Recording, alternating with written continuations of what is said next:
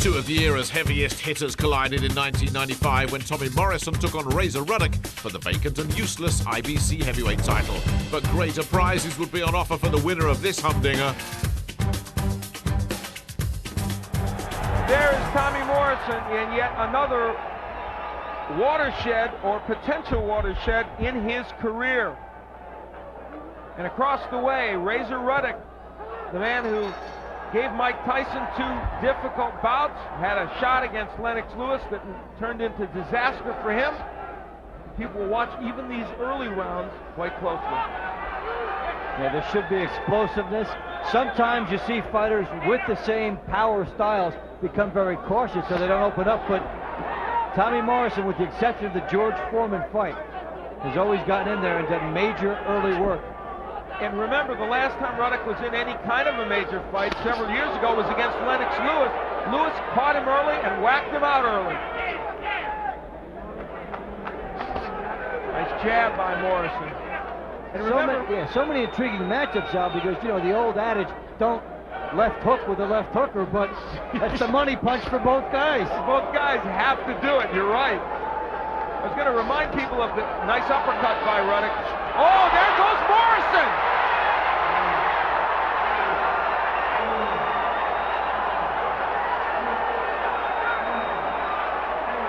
He leaned in and got whacked with an uppercut. Will Morrison box? Is there room to box? No, he's going to go after Razor Ruddock.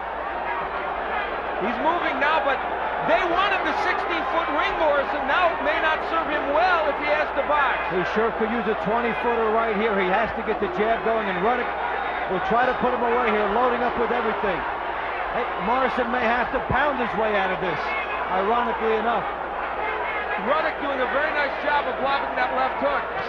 What Morrison may have learned is that on the inside, Ruddock is much more dangerous, and that uppercut, that was the punch that stunned Mike Tyson on a couple of occasions. Tremendous shot. You know, you look for the left hook, you worry about the left hook, and something else comes up. And we talked in the open about Ruddock not using his right hand enough. There he did. Ruddock has not thrown many punches since he knocked Morrison down. In fact, he's thrown very little. There's Morrison with the uppercut. Now, Morrison has gotten off the canvas to win before against Joe Hipp, against Carl the Truth Williams. He's done it.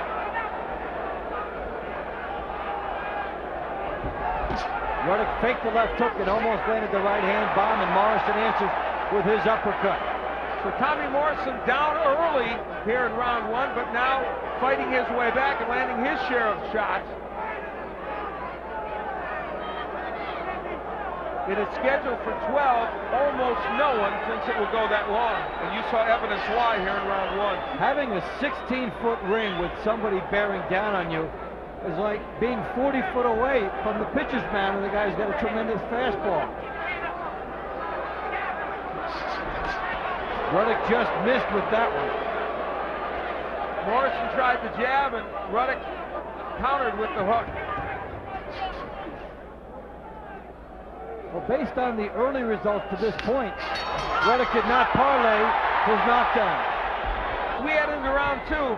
Never in a million years did Tommy Morrison's people think he would go down from any kind of right hand. No, and Ruddock hadn't shown that in other fights, and it wasn't in a situation that Morrison had left himself open. They were tying each other up, but Ruddock was extremely quick, to his credit. Tommy Morrison comes out smoking here in round two, but did not land any of those punches. Ruddock looks like he's trying to set up the one bomb. Now, the old Ruddock, before he lost to Lennox Lewis, remember, went a long way with Mike Tyson. I mean, he took some bombs from Mike Tyson. The first fight was stopped, many think inappropriately so, and then he went the distance in the second fight. This crowd lends some vocal support to their hero, Tommy Morrison. Ruddock lunges and misses with the hook, and Morrison didn't make him pay. Morrison was busy backing off and was happy that the punch didn't get in by Ruddock. That's what intimidation and an early knockdown can do for you. They want Morrison to use his jab. He has not been able to get that punch on track. And Ruddock so far has done a good job blocking the Morrison hook. He's really been able to tell when Morrison is about to launch into it. The hook blocked by Morrison. Ruddock has done a nice defensive job. Good combinations by Morrison, which he is capable of at his best. Dave, it's interesting. People think Morrison's not a school fighter. He is when he uses all his tools. And sometimes the adrenaline of the crowd and his own intention to win the fight early can get him away from those styles. He boxed a masterpiece against George Foreman. And even when he's being aggressive, he can throw combinations as he did just then. It's Ruddock using the jab sparingly. Razor Ruddock is not a guy that throws a lot of punches. There's the uppercut landing, but this time Morrison absorbs the punch. But he still paid for it. Oh, he hurt Ruddock with a right uppercut. Razor Ruddock got rocked by the same punch that knocked Morrison down. Lifted, give him a standing 8 count. That's bizarre. Because of the gloves on the top of the rope being used as a support. I guess. It just seemed like Morrison had a big advantage there that they took away from him. Tommy Morrison hurts Ruddock, but that counts as a knockdown would. And the IBC has a standing 8 count in effect. Ironically, the knockdown gets called after the major damage had been done because of the timing. And eliminates the possibility of Morrison knocking him out. The only reason why I was critical there of Ron Lipton, who, by the way, is a very, very good referee. So in round 2, it's Morrison's turn to hurt Ruddock.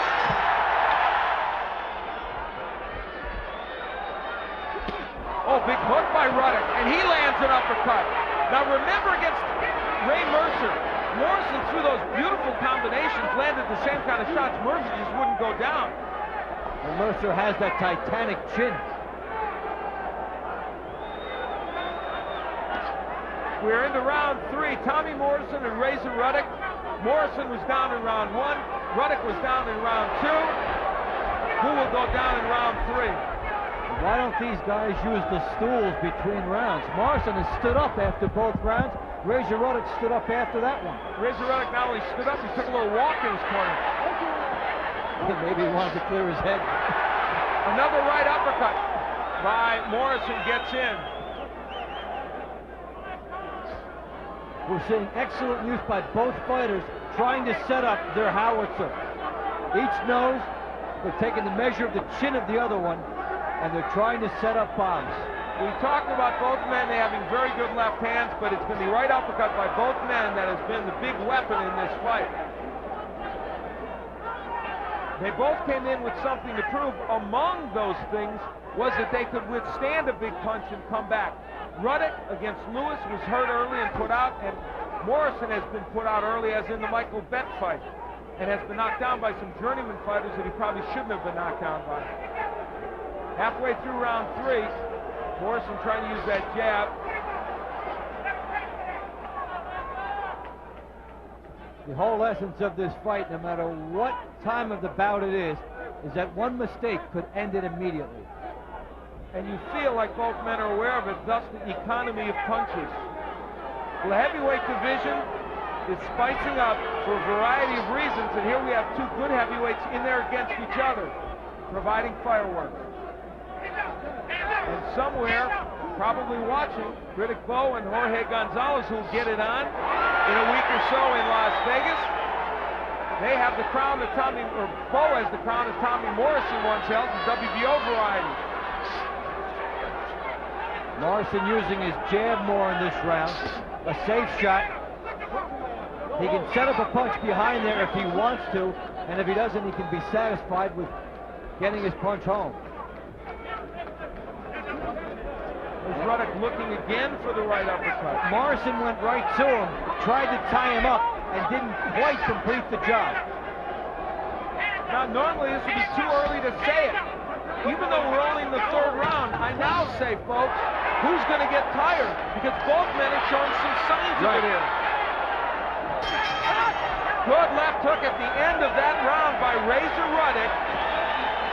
His best left hook in the last round or so. We head into round 4. The advice given to Morrison was combinations, and in fact that has been what's worked for him in this fight. They even gave him the numbers, 7-2-5. And they also said establish yourself down low, which is a good idea, to try to get underneath Razor Ruddock and then go to the body as he does there. When he starts to the body and then comes up to the head with those combinations, Ruddock has a big problem with Morrison. The key for Tommy Morrison is when he camps inside of Razor Ruddock, he immediately must throw punches. Yes. In the first round, he stopped for a second, and Ruddock had that lightning knockdown with the uppercut. And if he's not going to throw on the inside, he needs to get out right away. Now for Razor Ruddock, he has had virtually no effective punches on the outside, but there is the jab of Ruddock, which has been dormant.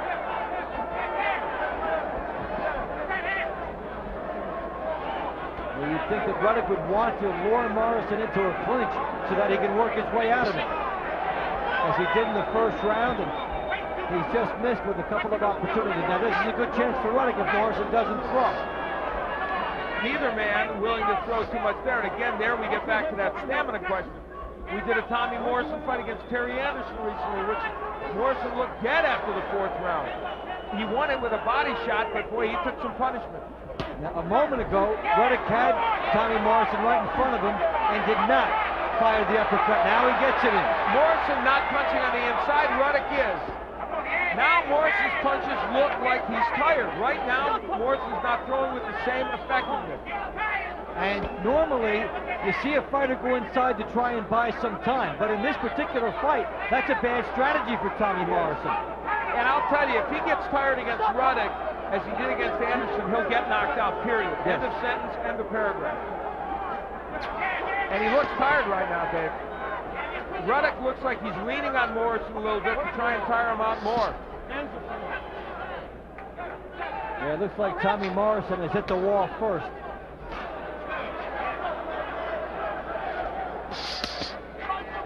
Nice body shots by Morrison. Even this amount of movement, though, in a small ring is still enough to keep Ruddock at bay, though. Shows you how slow Ruddock is moving. Ruddock cutting off the ring, sets up the right hand. Morrison has the movement in his arsenal. Ruddock really doesn't. Morrison should use it. Good uppercut, but Morrison comes back. Oh, he's got Ruddock hurt. He hurt him with the left hook. Razor Ruddock is hurt now. Good body combinations by Morrison. But Ruddock is talking to him.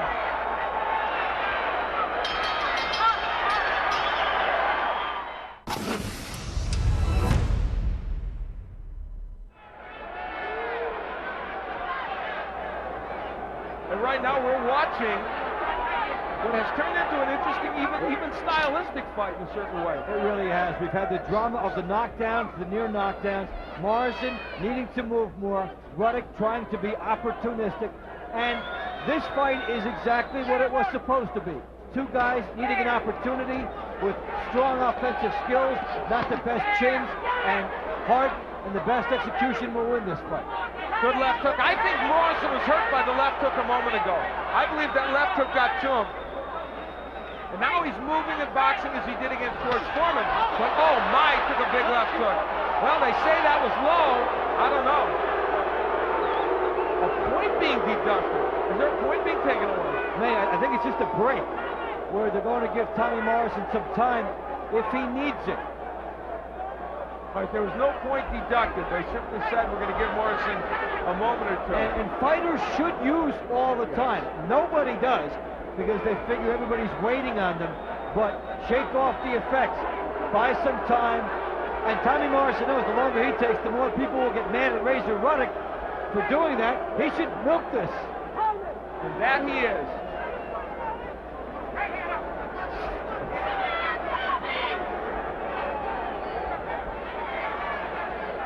Ruddock has begun to throw some pretty potent body punches, though, in the last round or two. Now he is forcing Morrison back. That uppercut may have stunned Morrison. Tommy Morrison got hurt by the right hand. He couldn't bring his jab back. Ruddock is going after him.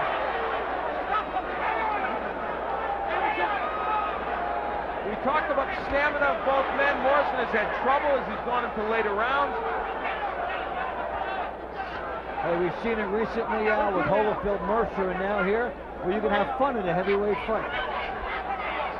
You can indeed, and this one has proved to be quite interesting. And it ain't over yet.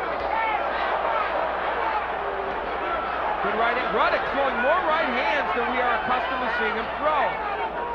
And the combination punching of Morrison is not there as it was earlier. Ruddock really taking advantage of the left hook scouting report that was his. Also, he's getting closer here easily. Ruddock doesn't even have to jab his way in here. He's getting close to Tommy Morrison. Morrison dabbing his eye. I don't know if he's cut over his left eye. It doesn't look like it. There's the Morrison attack to the body and then the uppercut to the head. When he uses it, he's effective. It really is fun to watch both of these guys go for the knockout, fighting as if neither one is confident that they would get the decision or that the fight will go all the way. But Ruddock landing some big shots here in this round. Just missed with that uppercut. His hooks have been very good. Morrison has forgotten what works for him, and that is go to the body and then throw combination. He's unable to do that. Big hook by Ruddock, but Morrison is still there. And the point is, he shouldn't be. He should be on his bicycle right now. Big round for Razor Ruddock. Morrison with a hook at the bell, and Ruddock with a hook at the bell.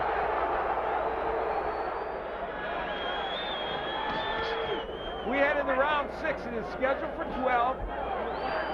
Tommy Morrison down in the first round. Razor Ruddock a standing 8 count in the second. And since then, it has been an interesting exchange of power punches with Ruddock dominating the 5th round, and we think maybe going after a tiring Tommy Morrison. Good. Ruddock goes to the body here. Good hook. And one indication of Tommy Morrison being tired is that after Ruddock misses a left hook, Morrison cannot immediately come back. Ruddock has fought once in the last 15 months against Anthony Wade. He won in a lackluster decision performance. Before that, in 1992, he was knocked out by Lennox Lewis, and prior to that, he had 2 very tough fights, which he lost, but distinguished himself against Mike Tyson. We have seen almost nothing of the Tommy Morrison left hook in this bout. Ruddock, with his good left hook, has neutralized Morrison's.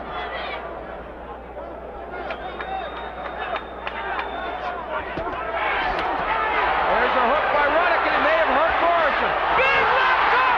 Down goes Razor Ruddock!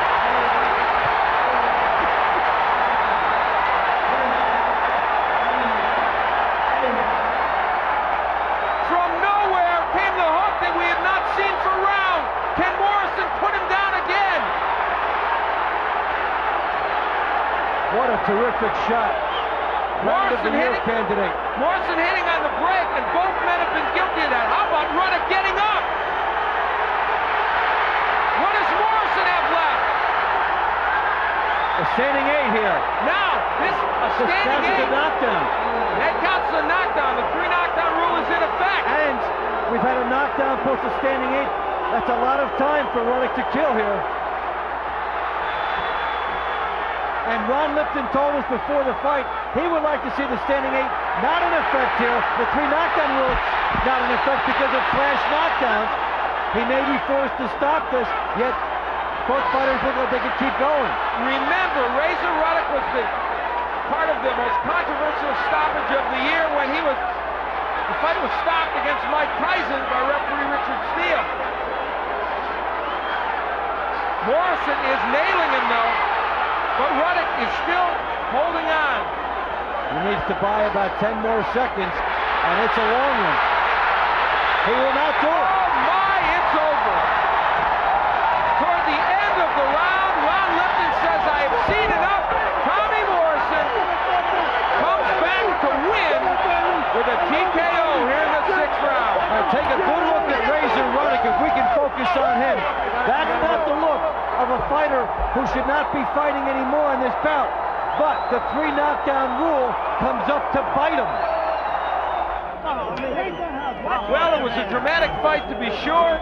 Dramatic ending. To find out about it, let's go to Michael Buffer. Referee Ron Lipton calls a halt to the bout. The official time, 2 minutes, 55 seconds in round number 6. The winner and new IBC heavyweight champion, Tommy the Duke.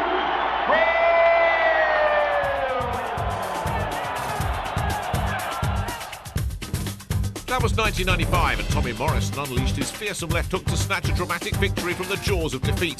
The Duke came up short against Lennox Lewis next time out, whilst Ruddock teetered into mediocrity.